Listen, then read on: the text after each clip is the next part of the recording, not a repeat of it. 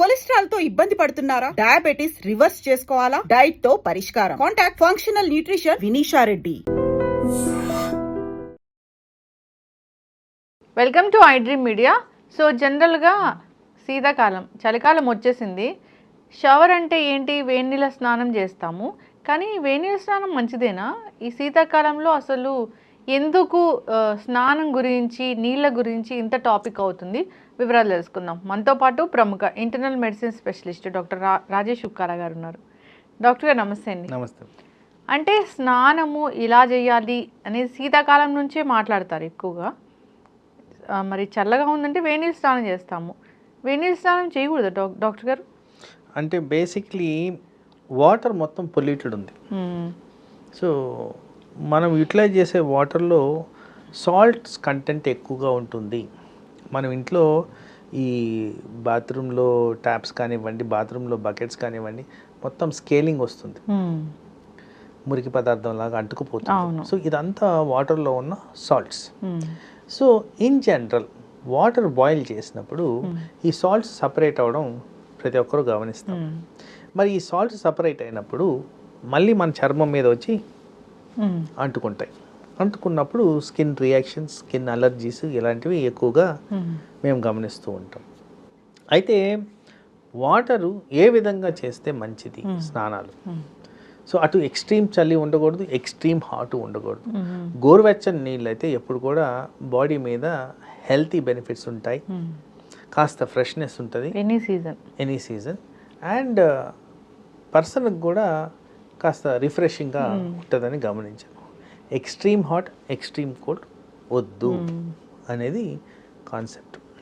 అంటే ఎక్స్ట్రీమ్ చలి చేస్తారా డాక్టర్ గారు అసలు ఎవరైనా ఇంత చలిలో కూడా? అంటే ఇప్పుడు ఎక్కడో మంచు పర్వతాలకి విజిటింగ్ వెళ్తుంటారు, మరి అక్కడ ఏరియాలో వాటర్ చల్లగానే ఉండడం చాలా ఫ్రీక్వెంట్గా గమనిస్తాం. ఆ కారణంగా వాటరు ఏం జరుగుతుంది అసలు? సో జనరల్గా బాడీలో ప్రొటెక్టివ్ రిఫ్లెక్సెస్ అనేవి ఉంటాయి. ఎప్పుడైతే చల్లతనంకి ఎక్స్పోజ్ అవుద్దో సడన్గా ముడుచుకోవడం మొదలు పెడుతుంది బాడీ. దీన్నే మేము వాసో కన్స్ట్రిక్షన్ అంటాం. అంటే రక్తనాళాలన్నీ దగ్గరికి వచ్చి బ్లడ్ సరఫరాని కన్జ్యూమ్ చేసుకుంటూ హీట్ బయటికి వెళ్లకుండా కాపాడడానికి ఈ ప్రక్రియ జరుగుద్ది బాడీలో. సో అలాంటి కోల్డ్ బాత్ చేసినప్పుడు ఇది తీవ్రమైన ఒత్తిడి హార్ట్ మీద. ఆ విధంగా ఎక్కడన్నా బ్లాక్డ్ వెజల్స్ కానీ, వీకెండ్ హార్ట్ కానీ ఉంటే అది హార్ట్ అటాక్ దారితీయడము, హార్ట్ ఫంక్షనాలిటీ కోల్పోవడము ఇలాంటివి జరిగేదానికి ఎక్కువగా ఆస్కారం ఉంటుంది. శీతాకాలంలోనే హార్ట్ అటాక్ ఎక్కువ వస్తుందని చెప్తారు. ఇదే ఈ వాసో కన్స్ట్రిక్షన్ అనే దానివల్ల బ్లడ్ సరఫరా తక్కువ ఉన్నందువల్ల ఈ ప్రాబ్లం అనేది ఛాన్సెస్ ఎక్కువగా కనిపిస్తుంటాయి.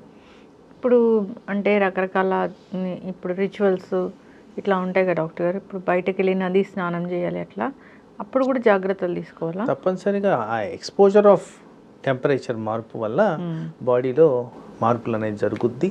దానివల్ల కొన్నిసార్లు హానికరమైన సిచ్యువేషన్ వచ్చేదానికి ఛాన్సెస్ ఎక్కువగా ఉంటాయి. గోరువెచ్చని నీళ్ళే చేయాలి ఐడియల్గా.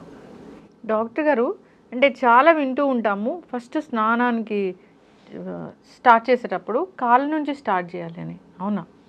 సో ఏంటంటే ఇది వార్మప్ లాగా.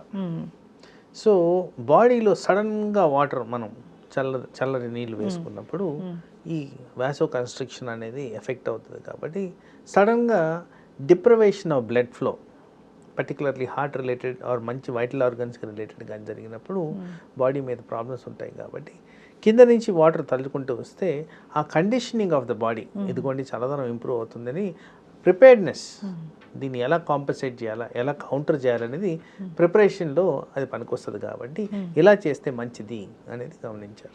తలస్నానం కూడా చేయకూడదంట డాక్టర్? అంటే వాటర్ వేయడం అనేది కింద నుంచి స్టార్ట్ చేసి పై వరకు వెళ్తే మంచిది. పై నుంచి కిందకి చేస్తే మీకు బ్లడ్ సరఫరా అనేది ఎఫెక్ట్ అవుతుంది కాబట్టి వద్దంటున్నారు. హై బీపీ చన్నీటి స్నానం చేయడం వల్ల హై బీపీ కూడా వస్తుందా? చల్లనీటి స్నానం వల్ల కౌంటర్ రెగ్యులేటరీ మెజర్స్ నేను ఇందాక చెప్పాను చూడండి, వాసో కన్స్ట్రిక్షన్. ఈ వాసో కన్స్ట్రిక్షన్ బ్లడ్ వెజల్ సన్నగా అయిపోవడం. బ్లడ్ వెజల్ సన్నగా అయినప్పుడు లోపల దాంట్లో ప్రెషర్స్ అనేవి పెరుగుతాయి. హై ప్రెషర్స్ రాగానే అది హార్ట్ అటాక్ దారితీస్తుంది. బాగా చల్లగా అంటే ఒక టైం బట్టి మనం స్నానం చేయాలా? అంటే 7, 8, 9 అవుతుంటే స్నానం చేయాలా? బాగా చల్లదనంలో స్నానం చేయకపోవడం అనేది మంచిది. అట్లాగే లేట్గా స్నానం చేయడం కూడా అంత మంచిది కాదు. అంటే ఆహారం అన్ని తీసుకొని తినేసిన తర్వాత స్నానం చేయడం కూడా మంచిది కాదు. అంటే జనరల్గానే చెప్తూ ఉంటారు తిన్న తర్వాత స్నానం చేయకూడదు, చేయొద్దు. అంటే ఏమైనా డైజెషన్ ప్రాబ్లం? డైజెస్టివ్ సిస్టమ్ యాక్టివ్గా పనిచేస్తున్నప్పుడు బ్లడ్ మొత్తం అక్కడ పూల్ అయిపోద్ది. మిగతా బాడీకి సరఫరా తక్కువగా ఉంది కాబట్టి ఆ టైంలో స్నానాలు చేసిన దానివల్ల సెన్సిటివ్ ఏరియాస్ లైక్ బ్రెయిన్ ఎక్కువగా ఎఫెక్ట్ అవ్వడం జరుగుద్ది. దానివల్ల మూర్ఛ రావడం ఇలాంటివి జరుగుద్ది కాబట్టి ఆ టైంలో స్నానం చేయొద్దంటారు. డాక్టర్ గారు చాలా చెప్తారు ఏంటంటే ఉదయం 3 గంటలకు నిద్ర లేవాలి, బ్రహ్మ ముహూర్తంలో నిద్ర లేవాలి, అట్లాగా అది శీతాకాలంలో వర్కౌట్ అవ్వదా? ఏ కాలంలో అయినా చేయాలి, కానీ ఏదో సంవత్సరంలో ఒక్కసారి లేచి చేస్తాను అంటే బాడీ ప్రిపేర్డ్నెస్ ఉండదు రెగ్యులర్ కాబట్టి యాక్టివిటీ. అది రెగ్యులర్ లైఫ్ స్టైల్ కింద ఎప్పుడు చెప్తుంటాను. దీర్ఘకాలంలో చేస్తేనే దాని బెనిఫిట్స్ అనేవి ఉంటాయి. అట్లని చెప్పి 3:30కి లేవని నేను చెప్పట్లేదు. 6 o'clock in the morning is ideal time for healthy body habits. 8 hours of sleep అనేది చాలా ఇంపార్టెంట్, మ్యాండేటరీ. ఇప్పుడు ఈ శీతాకాలం నీళ్ళు చాలామంది చాలా తక్కువ తీసుకుంటూ ఉంటారు డాక్టర్ గారు. ఎంత లీటర్స్ ఆఫ్ నీళ్ళు అనేది జనరల్గా సఫిషియెంట్గా అవసరము, గుర్తుపెట్టుకొని తాగాల? బాడీలీ నీడ్స్కి 3 liters అండ్ అరౌండ్ మ్యాండేటరీ. సమ్మర్లో 4 liters అరౌండ్ మ్యాండేటరీ. ఈ విధంగా మనం చేసుకోవాలి. చక్కటి ఇన్ఫర్మేషన్ డాక్టర్ గారు. ఈ శీతాకాలం ఎందుకో చాలా ఎక్కువగా హార్ట్ అటాక్లు వస్తాయి, మీరు నీళ్లు తాగకపోతే హార్ట్ అటాక్లు వస్తాయి, ఇలా చెప్తూ ఉంటారు. చన్నీటి స్నానం అనేది, మరీ చన్నీటి స్నానం మంచిది కాదు, టైం కూడా చాలా మనకి ఇంపార్టెంటే. కొంచెం ఎండ వస్తానే స్నానం చేస్తే మంచిది.